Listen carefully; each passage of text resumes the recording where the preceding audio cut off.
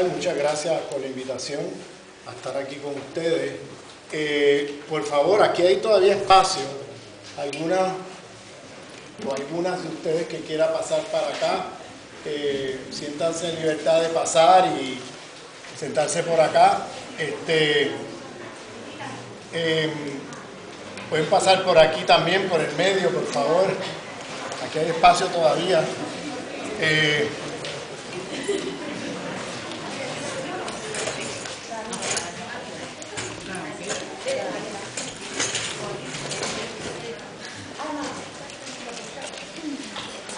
Bueno, yo espero que aquellos de ustedes que están aquí por primera vez, esta no sea la primera vez solamente, sino que no sea la última tampoco. En otras palabras, yo espero que todos ustedes que están aquí por primera vez regresen aquí a apoyar estas demandas y esta lucha. Tengo entendido que este domingo va a haber una marcha. Y espero que también ustedes a través de todas sus redes convoquen a toda la gente que puedan convocar a esta marcha este domingo, que creo que va a ser muy importante. Va a ser a las 12, ¿no? En Plaza Cataluña.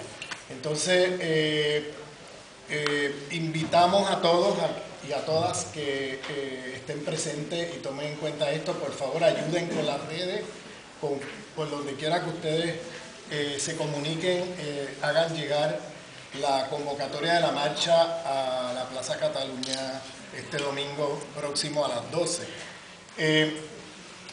En términos de el tema, ¿no?, de que me invitan a hacer aquí, pues me pidieron que hablara 25 o 30 minutos y que luego lo abramos a discusión. Yo quería más bien, hay muchos videos míos en el internet, muchos también escritos. Yo no quiero como repetir aquí esas cosas, simplemente quiero más bien como puntualizar algunas cosas y luego lo abrimos a discusión. En primer lugar, quería decir que el racismo, usualmente como lo entendemos en las sociedades liberales occidentales, es entendido como un tema de prejuicios y estereotipos. Y yo creo que ese tipo de conceptualización es la que más se maneja cuando hablamos de racismo.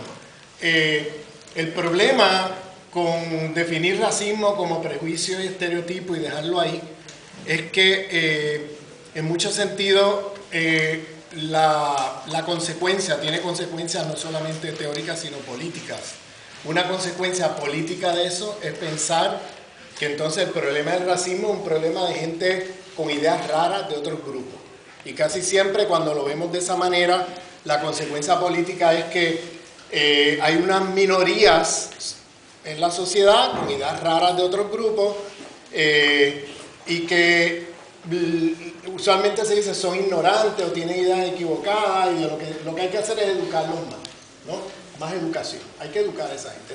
Esa es más bien la manera como en las sociedades liberales occidentales y en el mundo, por todos lados en el mundo hoy día, se conceptualiza y se piensa el racismo, y por tanto el racismo tiende a ser un problema menor bajo esa definición, ¿no?, liberal, hegemónica, de que son individuos con ideas raras y lo que se trata es de educarlos mejor, darles mejor información, están desinformados, cosas por el estilo.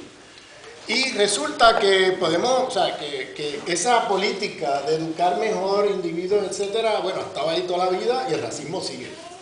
Entonces, no cambia el racismo sigue adquiriendo cada día manifestaciones cada vez más perversas, lo que indica que el problema viene de otro lado, que no viene porque hay gente con ideas raras de otros grupos, que por supuesto que los hay, pero ¿es el racismo un tema de prejuicios y estereotipos? La mayor parte de las conceptualizaciones de racismo han hecho crítica a esa reducción, ¿no?, del racismo, un tema de estereotipos y prejuicios, porque casi siempre hay un abismo entre las prácticas, vamos a ponerlo así, las concepciones o los estereotipos que individuos puedan tener y los efectos políticos o institucionales que tiene el racismo. Voy a poner algunos ejemplos a ver si nos entendemos. Una persona puede tener ideas raras de otros grupos, ¿no? Ideas de que esos grupos son inferiores, etc. Casi siempre en Europa se menciona a los neonazis, la extrema derecha, etcétera, como los grupos fascistas, etcétera, como los grupos con ideas raras de otros grupos. Casi siempre es como se piensa eso. En los Estados Unidos, pues se dice el Ku Klux Klan, ¿no? Estos grupos supremacistas blancos que históricamente se han movilizado, han manifestado, vamos a ponerlo así, ideas de prejuicio, estereotipos sobre otros grupos. Cuando lo pensamos de esa manera, pues casi siempre el problema se reduce a unos individuos casi siempre minoritarios de la sociedad y casi siempre desvinculados de la normalidad o las prácticas institucionales que en general están en el día a día de las sociedades. Casi siempre se piensa como estos extremistas por allá, que son los que son racistas, y el resto de la sociedad con sus estructuras, sus instituciones, sus políticas, etcétera, pues no son racistas, ¿no? Ese es más o menos como se construye el tema, ¿no? El problema es que, y voy a poner varios ejemplos, es que el racismo, para que sea racismo, siempre es institucional, siempre es estructural.